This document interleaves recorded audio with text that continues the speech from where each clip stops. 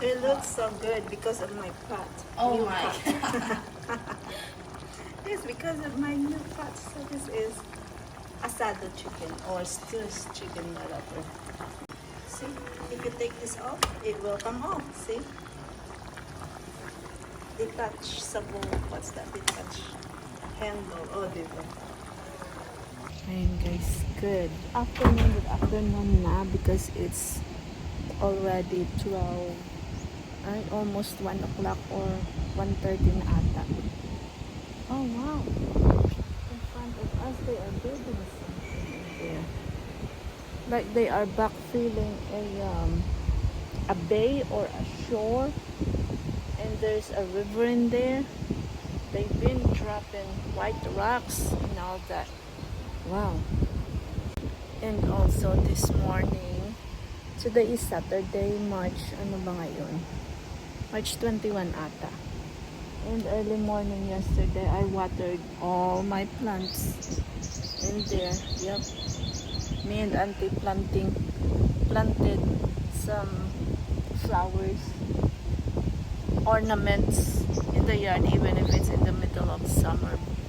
I just water them every afternoon at least, or in the morning. Yesterday I have not been able to water them because last night we went in town and grabbed something, and yeah. And here is the ornament plant. May ano, may I transferred up here in the porch. Ayan, isa pa lang. I got more down there.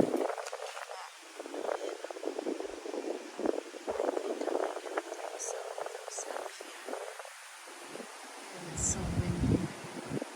Wow, they put like a retaining wall over there. So the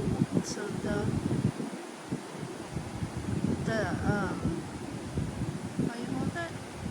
It won't change because the landscape in there, seascape change over time because of the water in and out, in and out. We have still one summer. I don't know where it went. It's going through something. And today too, I did a fasting. I ate my breakfast at 9 o'clock in the morning. Me and Auntie usually eat breakfast 5:30 in the morning when there's school, because we eat first before I wake the girls up. Ayun guys, oh, ang dami.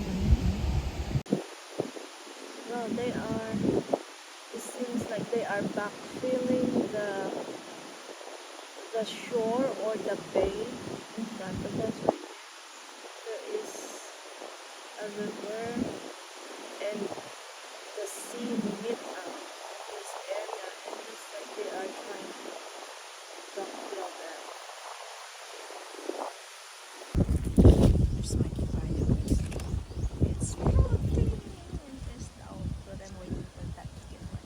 And these are the new ones, and the small one over here is floating too. They're being too much windstorms. Ay sus Mariusip, we are here in the garden. Ayan, the girls are playing in the dirt. Ayan si Stephanie, oh. Tingnan nyo si Stephanie naliligo sa buhangin.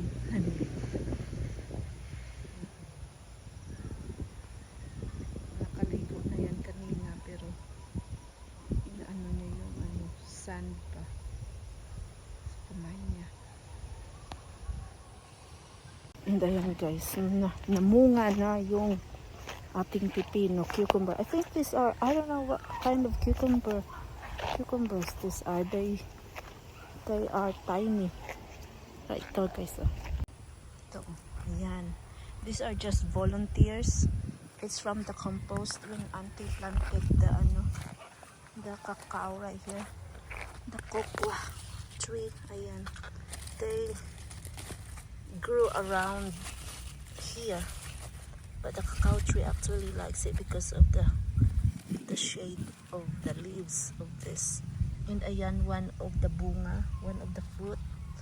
And see, oh, I saw some earlier in here. Ayan guys, oh. Cucumber. Asan na ba yun? Ayun, oh, ayun, oh. These are like egg cucumbers. Kasi para mga itlog. I have to pick this now before the bugs get it. First, bago ako maunahan ng mga bugs. Ayan. And then, meron pa. Saan na ba yun? May nakita pa ako dito kanina. Ayun, oh. Ayun, guys, oh. Pero ito parang alanganin. Pabukas pa siguro yan. And here, oh, nakabaon sa dirt.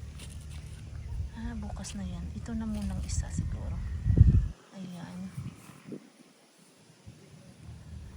Ayan, may bulbul pa eh. Pero ito mukhang okay na rin ito. Ayan guys, oh. Ayan, crunchy ito. Ang daming bunga actually. Ayun pa, oh. Ito pa, oh. Makyat sa loyo. Ayan. Ayan na muna. Ugasan natin guys at magmukbang tayo ng cucumber. Saan na ba? Wala na, yan na. Bukas naman na yung yun. Ayan. Cucumber harvest. Ang dami-daming saluyot. O pag naulanan yan, ay, grabe. Maano yan. Tapos ito naman yung kamote patch.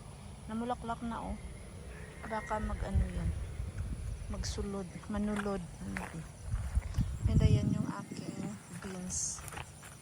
Ayan. Nag-climb na sila. Ayan. Meron din akong beans doon. Ayan lang guys. And I guess our eggplant are coming to. Ayan guys. May nakikita na ako dyan oh. Ayan.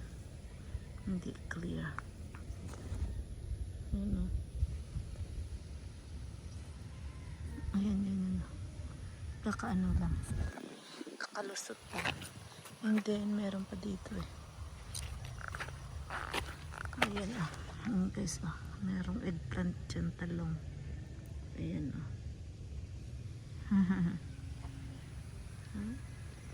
And the papaya trees.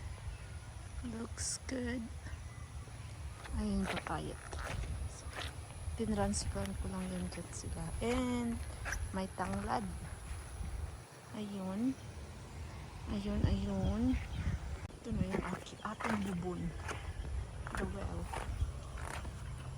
Okay.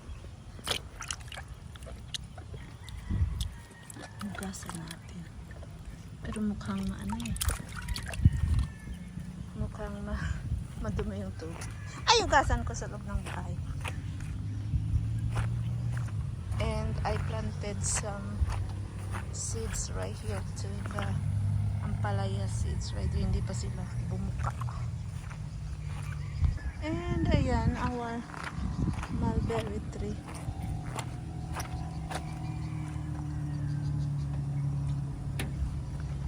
Sinaw dyan. Sanday ang healthy. Ayan guys, naman daw. Ako yung nagdidilig, nagbablog, dumating yung mga yan. Yung mga yan talaga. Mag-deliver ng coffee table ata. Ayun na. Ah! Baklugar! Kuda! Ah, madumi pa ito? Pait!